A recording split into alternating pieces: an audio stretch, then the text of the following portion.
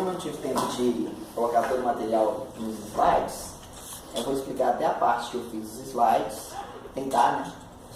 E o restante eu vou recorrer aqui a minha cola. Aos manuscritos. Então, renovar e vai. Não, e tem outra coisa, o compêndio ele é muito grande, ele envolve muito, assim,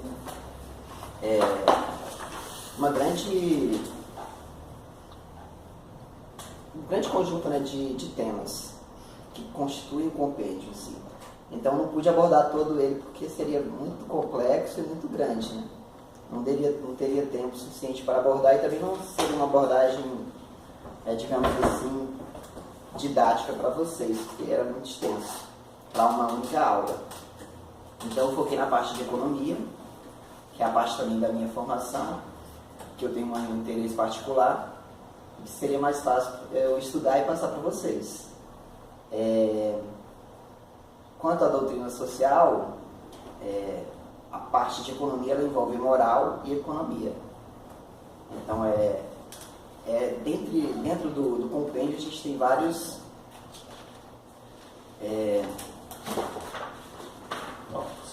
tópicos, isso. Aí está incluído família, educação, trabalho, a vivência do homem em sociedade.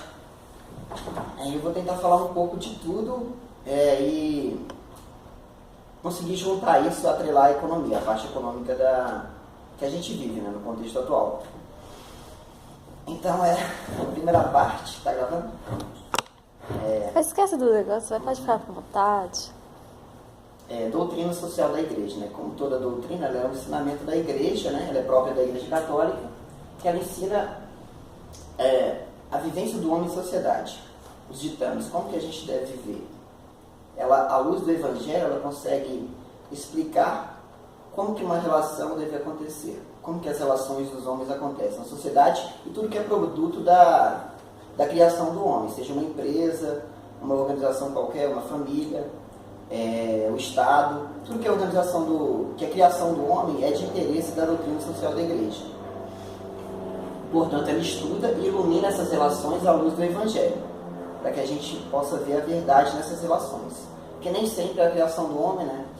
As criações do homem são criações iluminadas pela moral católica, né? Pelo que a gente entende como a lei natural que foi impressa por Deus nas nossas consciências.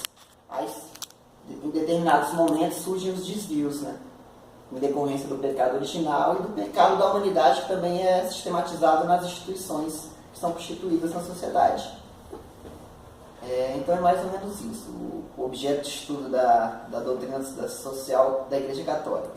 As pessoas, né, e o modo como elas convivem em sociedade, as estruturas que são formadas pelas pessoas nessa mesma sociedade, que são utilizadas para que elas se desenvolvam, cresçam e produzam, né?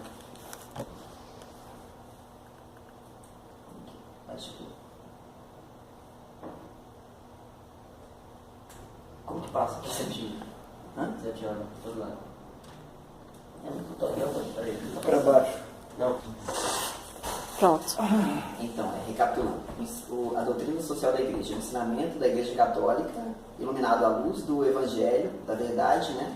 Sobre todas as questões que envolvem o social, ou seja, todas as questões que envolvem o ser humano, a sociedade e o construto, né, da sociedade, que é construído pelo ser humano. Aí tem uma definição proposta pelo compêndio, no qual ela define o conjunto de orientações e ensinamentos da Igreja Católica para os temas da área social. Reúne os pronunciamentos do magistério católico sobre tudo que implica a presença do homem na sociedade e no contexto internacional. Trata-se de uma reflexão feita à luz da fé e da tradição eclesial.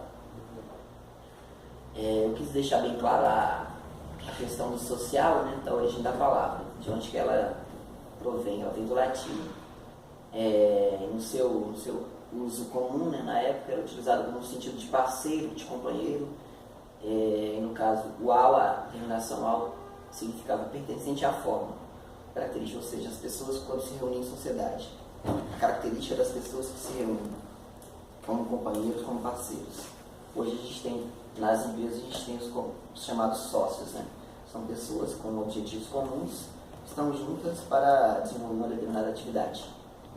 E o dever de doutrinar, né, de ensinar a doutrina social, ele é devido ao magistério da igreja, que é composto pelos bispos, né, e pelo Papa. Os bispos estão reunidos em concílio com o Papa, ou somente pelo Papa.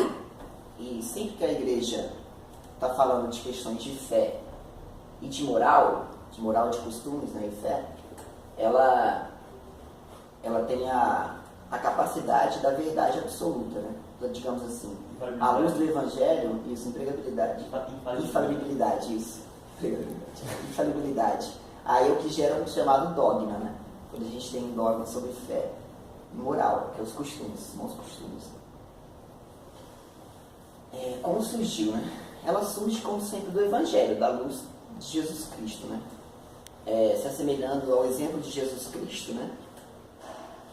Da história, da trajetória que Jesus conduziu aqui na Terra, a igreja se baseia nisso para tomar isso como verdade, como parâmetro. Não é algo relativo, não, isso é verdade, isso, nessa situação pode ser verdade, não. Ela tem parâmetros bem firmes de fé e de razão, que foi constituído pela vivência dos apóstolos e da igreja até os dias de hoje. Foi se constituindo essa vivência, a igreja pôde agregar um grande número uma grande bagagem, né, histórica e contextual prática de questões de fé e moral. Como que eu devo agir, como que as pessoas devem agir em determinada situação. Questão do casamento, de família, de guerra, de tudo que envolve a questão do homem em sociedade, a igreja tem algo a dizer sobre isso. Tal doutrina possui uma profunda unidade que provém da fé em uma salvação integral, na esperança e em uma justiça plena, da caridade que torna todos os homens verdadeiramente irmãos em Cristo. Ela é a expressão do amor de Deus, em primeiro lugar, que amou até dar o seu Filho único. Então isso é a base da doutrina social da igreja.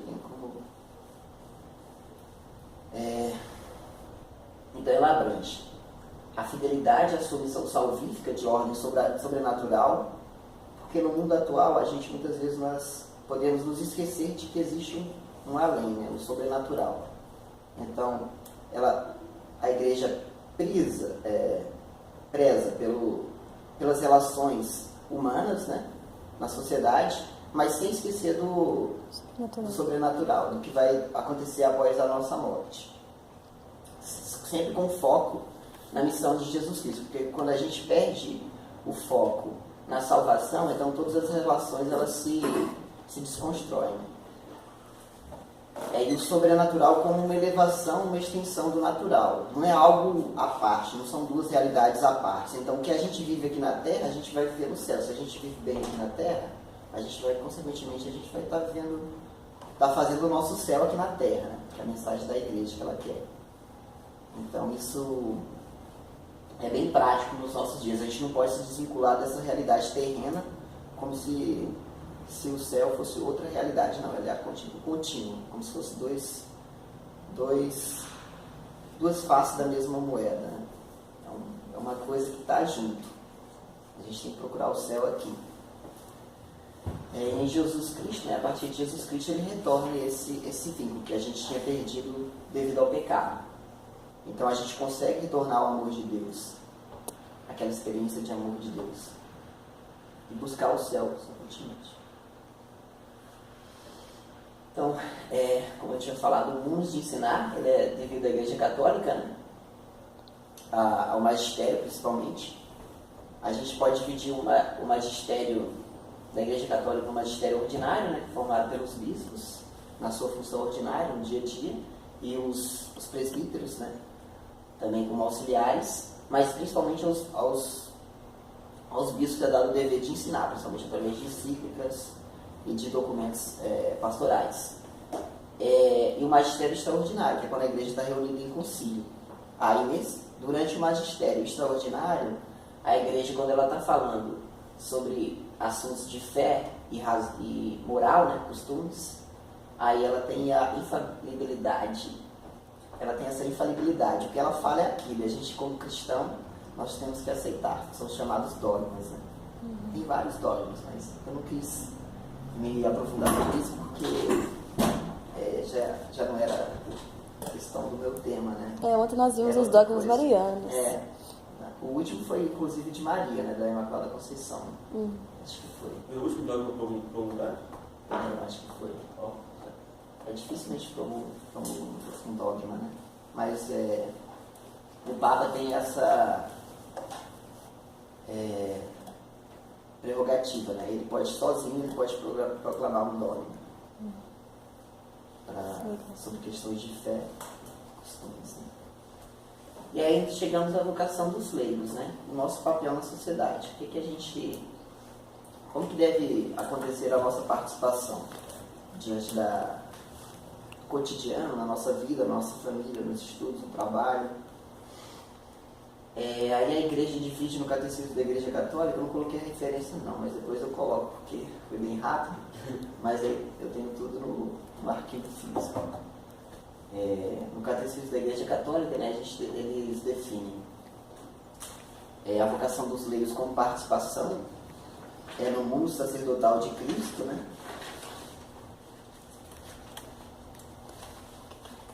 Deixa eu pegar minha cola aqui. Ô Felipe, o que é munus? Munus?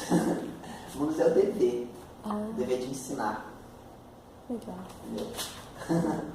Foi mal, é porque tinha lá umas palavras bem difíceis, aí eu quis tirar, achei bonito.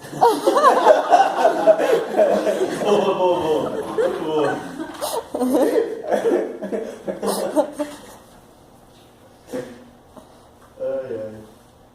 Agora eu vou só encontrar essa questão aí.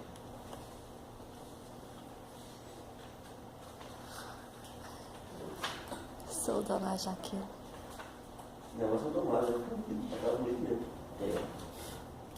Uma linguagem que a gente não está acostumado, né, no dia a dia.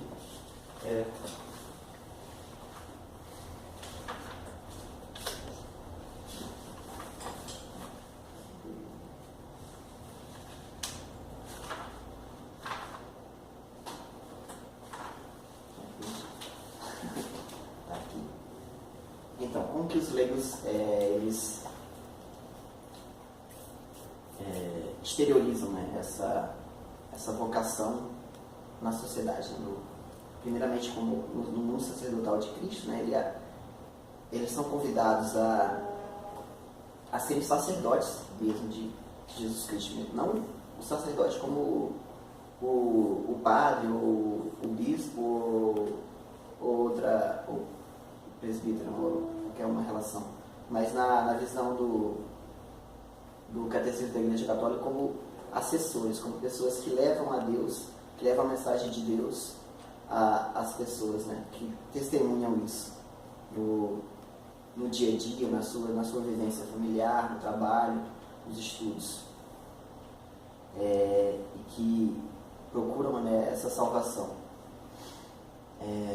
Sua participação no mundo profético de Cristo, ensinar alguém para levá-lo à fé, é a tarefa de cada pregador e até mesmo de cada crente. Ou seja, todos nós temos essa função, não essa função, mas esse dever de passar a palavra, né, pelo que nós aprendemos.